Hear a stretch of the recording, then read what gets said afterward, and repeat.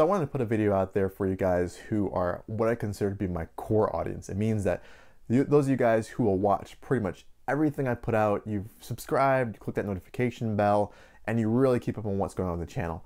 And so I kind of wanted to put together a frequently asked questions list for you guys. So here goes. If you're curious about catching a stream, when I stream is I stream every other Wednesday. A good place to check out and make sure you're aware of when streams are going to be are Twitter and Facebook. Those links are always in the description. If you follow me there, I usually will post if I'm streaming. People ask me all the time what day I'm streaming, and it will always be 9 p.m. Eastern Standard Time. That just works out best for my schedule, and I think it allows me to catch some people out on the West Coast as well as East Coast. One of the first things that people ask when they first come across my channel is, yes, I do realize I look like that Super Troopers guy. I don't know what it is, but I guess some people think that we look kind of alike, and whatever I try to kind of dissuade them from that argument, they just continue to think that, hey, me and this guy look like whatever. That leads into the second most frequently asked question, which is about my mustache. Yes, my mustache is completely real. I have had it since I can remember, so that would be puberty. So from about 13 years old, and the follow-up question I usually get is, have I ever shaved it? And the answer to that is yes. Twice I have shaved this in my life. The first time I think was maybe freshman year in college, and I just wanted to see because I had no memory of what I would look like without a mustache.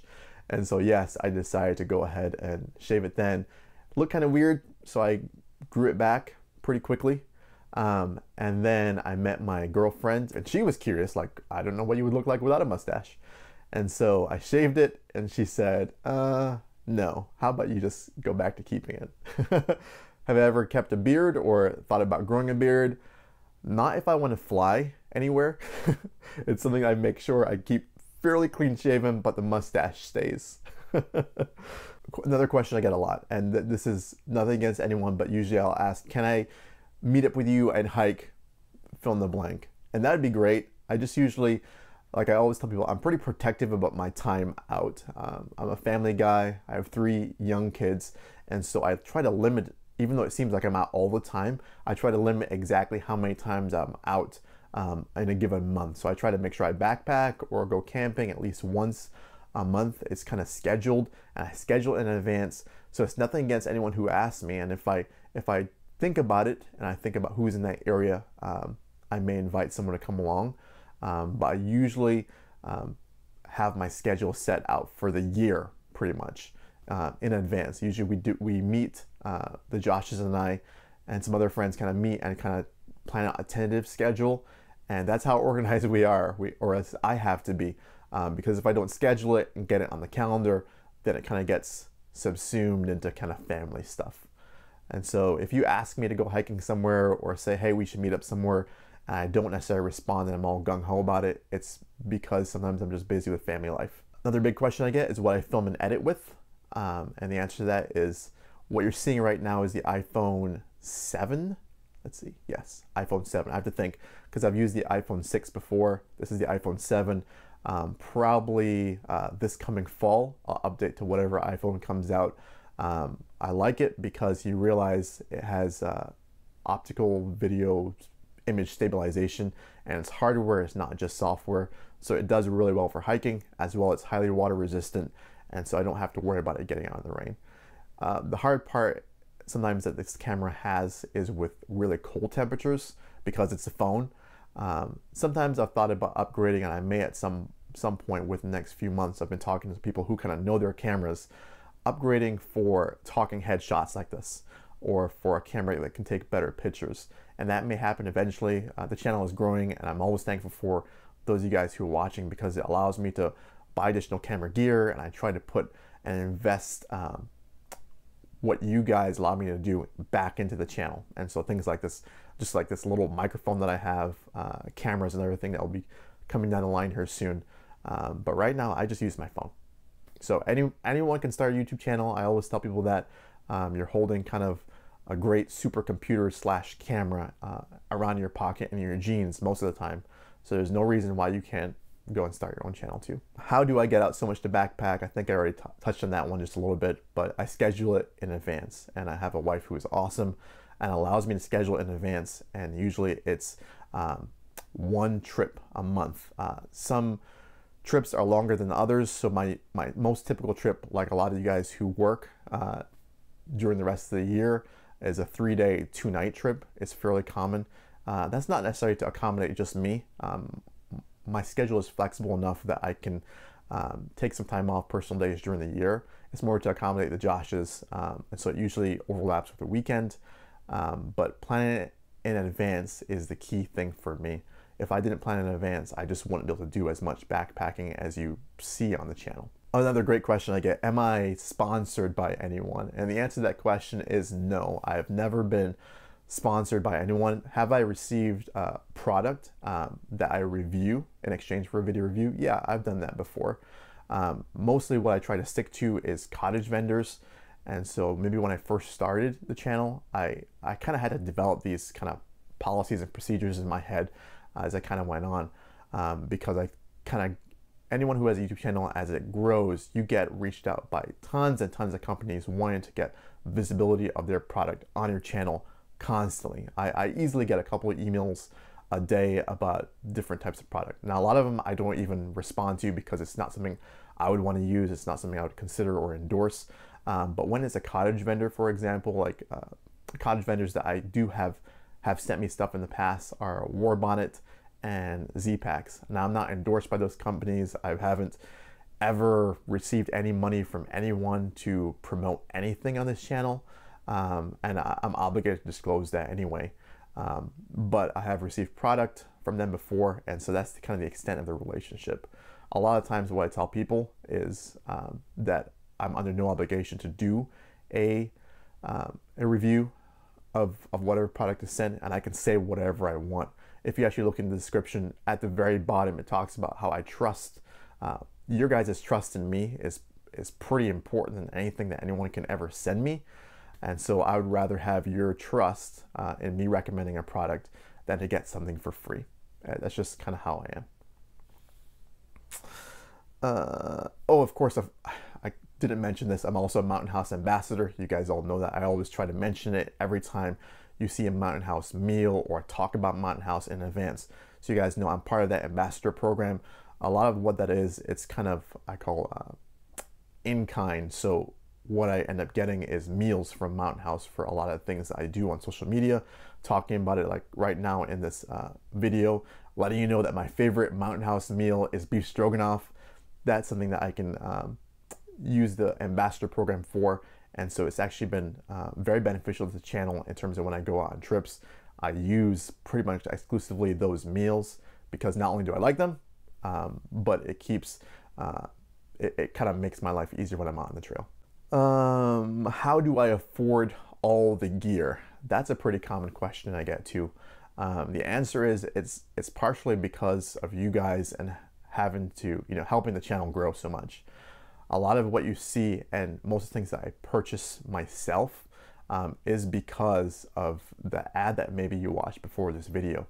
And if you have watched these commercials or ads in the past, that's allowed me to kind of generate a kind of a monthly channel investment, if you will. And a lot of times what I'll invest in is gear to try out, gear that I'm curious about or that you may be curious about, and it allows me to take the risk to do that. Those are kind of my favorite kind of things to do, are what I call to be completely unbiased reviews. And that's not to say that if you, other YouTubers who get product from someone and do a review aren't being honest, but it's nice to kind of have zero ties to a product entirely. That way you guys who are watching know for sure, hey, this is exactly what Tim thinks because he uses the channel money to buy this gear. It's completely unfiltered, and like I said before, it's not knocking any other YouTubers who do that. I'm sure they're being honest. It's just nice to have completely no ties. Question I get a lot too is if I'm going to start a Patreon ever. I've thought about it and I've considered it. Maybe sometime in the future I may start one, and the reason is this. those of you guys who have donated to me before, for example, in super chats during the live stream, you don't realize this, but YouTube actually takes 30% of anything that you donate to the channel that way. And I'm always thankful for it. And those of you guys who have donated through super chats, thank you so much. I always try to make sure that I let people know that that's really appreciated. But when you think about it, YouTube actually takes 30% a cut of whatever you give through a super chat. And so Patreon, I think, only takes maybe 5%. So at some point I may create a Patreon just for those of you guys who want to support the channel that way. That way it's kind of not wasted money out there where it just goes 30% to YouTube is pretty high for processing super chat. It will never be an early release type thing. I know some people do that. Once again, not knocking anyone who does that. Everyone who is not on Patreon will still be able to access the channel in exactly the same way. There just may be some additional benefits that I toss out there. One of them that I do right now for people who have donated through super chats, different things like that, I kind of call it a sponsorship, but without any kind of lifetime requirements for recurring payments or anything like that. But anyone who's ever donated to the channel in some way, be it gas, be it gear, be it rides to the trailhead, permits, whatever it is, I kind of set up a Facebook group for you guys who are, I call sponsors. And so if you look in the description, you may see a comment about one of the ways to support the channel is through sponsorship. And that's what I'm talking about. Those people who have done that, I just kind of set up a Facebook group for you guys so that I kind of have more instant access, and it's kind of a secret group, but now you know. In terms of how much, another question I usually get is how much money I make off of YouTube. And people usually don't send this in the comments. I've gotten like email or messages about this, just asking in general. People are just curious. This channel my size, I have about 6,000 subscribers. Views change occasionally, you never know. I always consider my core audience to be about 1,500 people who are curious about watching absolutely everything. And it's probably those of you guys who are watching this point in the video anyway. And usually for me, what I've gotten in the past is about $100 a month on average is what I get from advertising. It's bumped up recently. If you've noticed, the channel has kind of grown quite a bit recently. And so I had my biggest payday, which was about $200 in a given month. One great website, if you want to check it out, if you're curious about YouTubers and what they make, is socialblade.com, and you can kind of search each channel. Go ahead and look and see how that person's done for those last 28 days. You can check subs that you have. You can check estimated ad revenue. Whatever the high end of that ad revenue is, take about 10 to 20% off of that. And that's usually how much I've made during that past month. And that kind of works for any channel. Do I have any YouTube goals? I think when I first started this channel, I didn't really have a goal per se in terms of subscribers counts or views or anything like that. I kind of started because this is something that I enjoyed and I kind of wanted to share it with people. And there was a community of like-minded people like those of you guys who are watching right now. And I thought to myself, boy, I really enjoy this. I enjoy interacting. I enjoy watching other people's videos. I watch a lot of YouTube. And so my wife will agree. I actually don't watch a whole lot of television, YouTube, and interacting that way.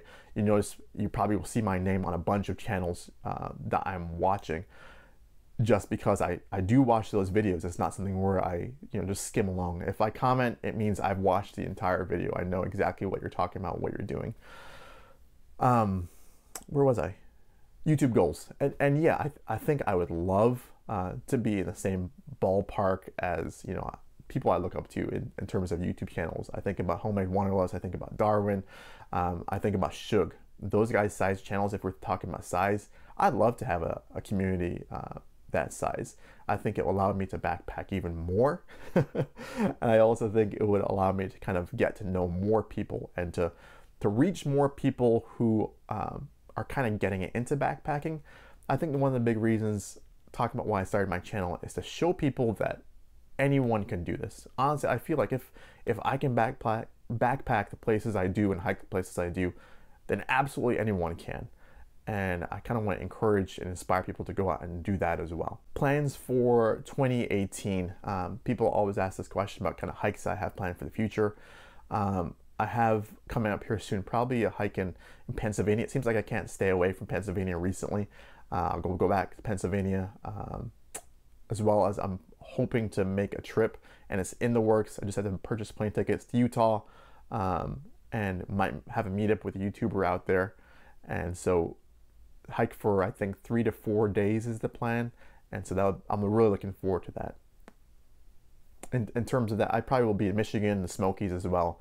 And so just kind of my usual haunts, but I usually try to have one big trip a year. So last year was the Maroon Bells in Colorado around Aspen. This year will be Utah. Will I ever do a through hike? The answer to that question is I hope so. Someday I want to do and people usually ask about long through hikes, I guess, I should clarify. People usually ask about the AT, the CDT, or the PCT. I would love to do the AT, just to kind of start with and see how I enjoy the experience. I get jealous, a good jealousy, when I see my friends like Gary on the AT, who I'm following, and Sleeves, and I know Evan's backpacking videos is also going to be out there. I follow a lot of people out there, and I really would like to at some point. Right now with my family, I'm not sure if that's going to be possible, and with my work, it may be a little bit more difficult. A lot of it depends on how this channel grows, where it goes from here. I never take anything for granted, so I always thank you guys for watching and listening, because what you have done, just in a small way, and I'm a small channel, I only have 6,000 subscribers compared to some bigger channels out there, but you've allowed me to backpack more and try more gear and go more places, purchase plane tickets, pay for gas to the trailhead. And there's always a thank you in the description for you guys. If you look there right now, if you read through that, I really do mean it. Without you guys watching and supporting my channel, it just wouldn't be anything without you. Yeah, I think those are the questions that I had. Those are my frequently asked questions. Hopefully this was a lot enjoyable to you guys as I kind of think through channel stuff. This is probably my first ever real, I guess, channel update. I kind of not a big fan of doing those. But I kind of wanted to give you guys some insight into what's going on, as well as to kind of make up for that shortened stream. So as always, guys, thanks for watching. Hope you enjoyed kind of finding out a little more about me and about the channel. Peace.